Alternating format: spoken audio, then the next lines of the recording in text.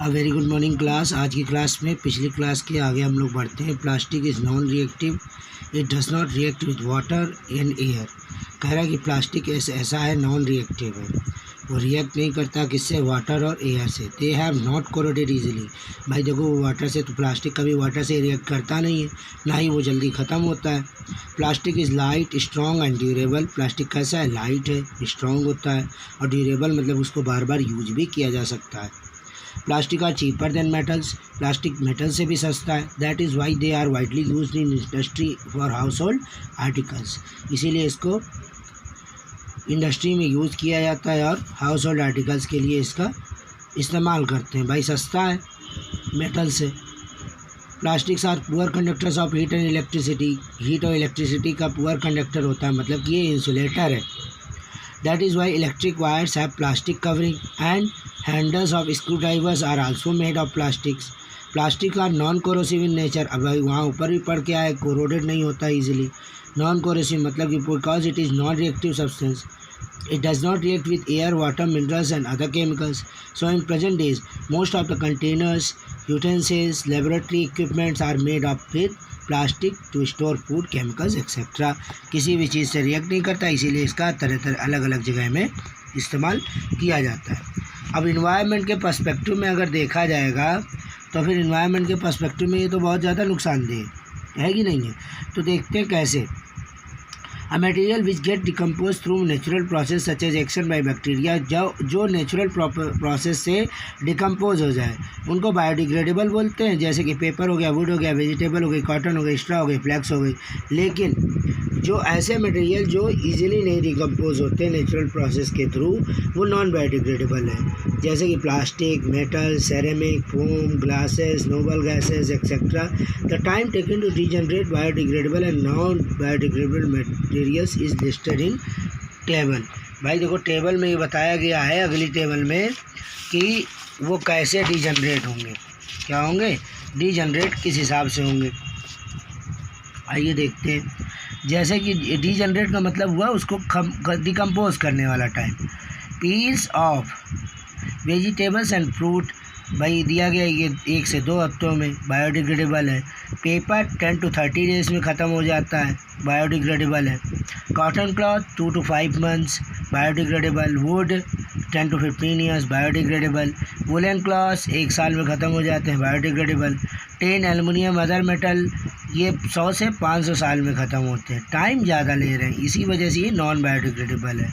Plastic bags several years, कुछ साल लगते हैं, लेकिन कुछ साल लगते हैं ना, इसीलिए ये क्या है, नॉन बायोडिग्रेडेबल है। अब देखिए, Plastic are non-biodegradable materials. They take several years to decompose. It is not environment friendly, causes environment pollution. हमने क्या बताया, ये बहुत ज़्यादा ख़राब है, ये environment pollution को बढ़ाता है। Also the burning process of the plastic is quite slow. जो बर्निंग प्रोसेस है प्लास्टिक का वो बहुत ज़्यादा स्लो है। In the process of burning it releases lots of poisonous gases into the atmosphere causing air pollution. जब इसको जलाया जाएगा तो इससे कुछ ऐसी पॉइजनियस गैसेस निकलती है जिससे एयर पॉल्यूशन होता है। अब देखिए, some plastics can not recycled and so it is very difficult to finally dispose of materials. जैसे कि पॉलीथीन बैग्स हो गए, केयरलेसली थ्रू कर दिए जाते हैं। Eating garbage can cause death of animals like cow, dogs or sometimes even become a cause for clogging of the dams में भी कभी कभी ये फंस जाते हैं। अब देखिए, the only solution to get rid of these problems is to reduce the use of plastic का यूज़ हम कम कर दें। There lies the justification for saying that avoid plastic as far as possible। भैया हमें ये यहाँ पे एक बात कही गई है कि इसको जस्टिफाई करना है। क्या कह रहा है, avoid plastic as far as possible, जितना हो सके हमें प्लास्टिक को अवॉइड करना है। It is better to recycle plastic waste. As a responsible citizen remember the 4R principle. हमें 4R प्रिंसिपल को ध्यान रखना है। Reduce, reuse, recycle, recover. भैया develop habits which are environment फ्राइबली।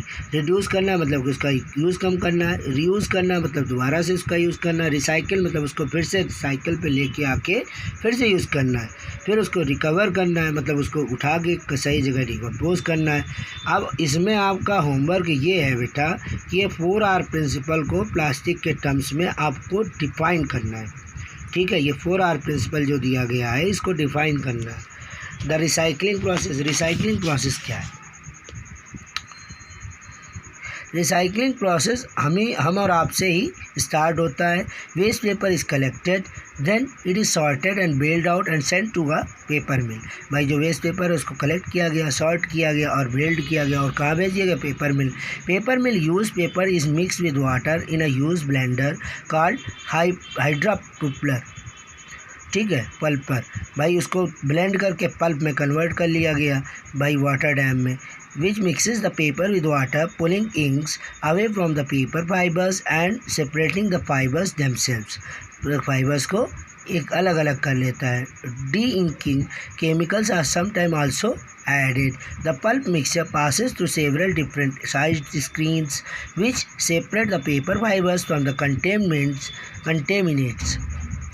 Pulp कहाँ से? कुछ डिफरेंट साइज स्क्रीन्स होते हैं उससे गुजरता है जिसमें पेपर फाइबर जो कंटेमिनेटेड होता है, जो उसमें कंटेमिनेट होता है, जो कंटेमिनेटेड आइटम्स उसमें होते हैं जैसे इंक हो गया, ठीक है, कुछ वगैरह लग जाता है तो उसे हटाया जाता है। In most cases the clean pulp is then mix with some new wood pulp to make recycled paper stronger.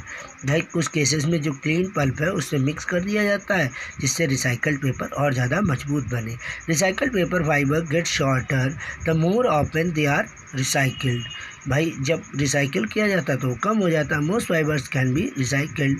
The clean pulp is pressed into sheets, dried, finished and placed onto rolls, then it is made into new paper products for you and me to use again. अब देखिए आपको इसमें exercise में आपको जल्दी से इसके objective करके बताने हैं जो ये ऑब्जेक्टिव्स दिए गए हैं, और FIB ये अभी का काम है, आपको जल्दी से अभी करके दिखाइए, फिर उसके बाद इसमें मैं टिक लगवा दूंगा आज आपके इसके क्वेश्चन आंसर्स में। ठीक है, चलिए इसमें वीडियो में आज के लिए इतना ही रखते हैं।